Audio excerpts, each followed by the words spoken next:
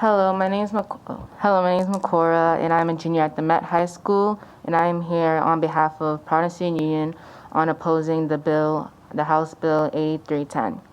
In the wake of the Uvalde shooting, Rhode Island politicians and parents are searching for measures to improve school safety. As the board of the Providence Student Union, we urge adults to listen to young people's solutions. They are asking for more counselors and no police in schools.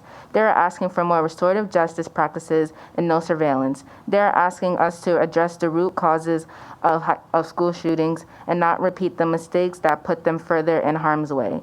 We understand the feeling of urgency and fear emanating so many adults. As parents and recent students, we share them. We are haunted by the sounds of parents finding their children murdered and the images of children covering themselves in their friends' blood to survive. It is precisely our deep desire to protect our children that drives us to turn their experience as well as research to understand how do we best keep them safe. What have we learned from Uvalde? We have learned that armed trained police and schools do not protect children from shooters. The Uvalde School District has its own police department and had conducted an active shooter training 2 months ago.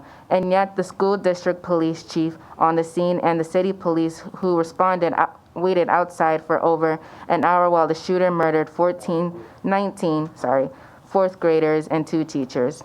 Some might insist that this is an exception, but Uvalde reinforces the findings of school safety research over the past 2 decades.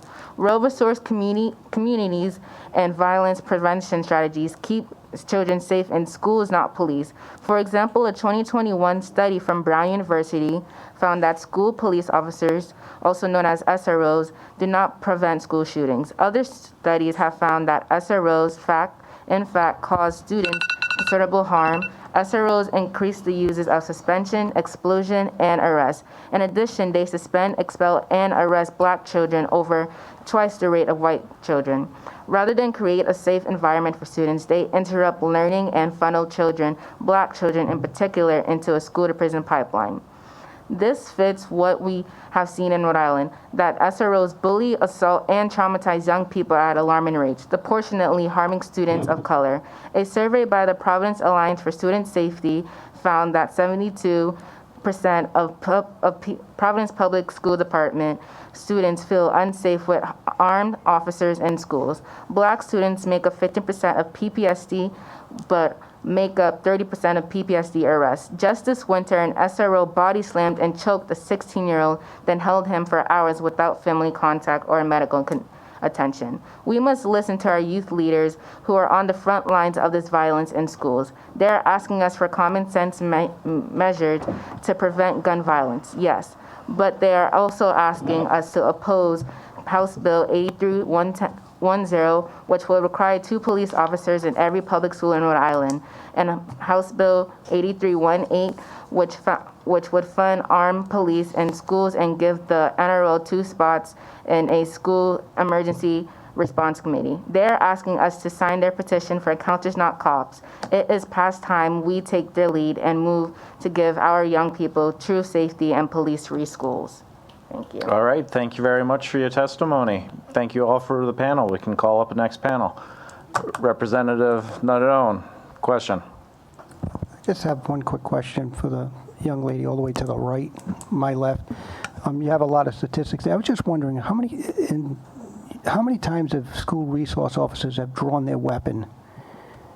Do you know? Would you know that statistic? I mean, you've got a lot of statistics up there. I'd be interested to know, there's a lot of talk about policemen carrying guns, and how often have they had to draw their weapon in a school situation? Does anybody know that? Does it happen in classical? If they don't know that and they're good with statistics, they can get back to you and send you an email. Right? Correct? Or somebody out there? Can I add something?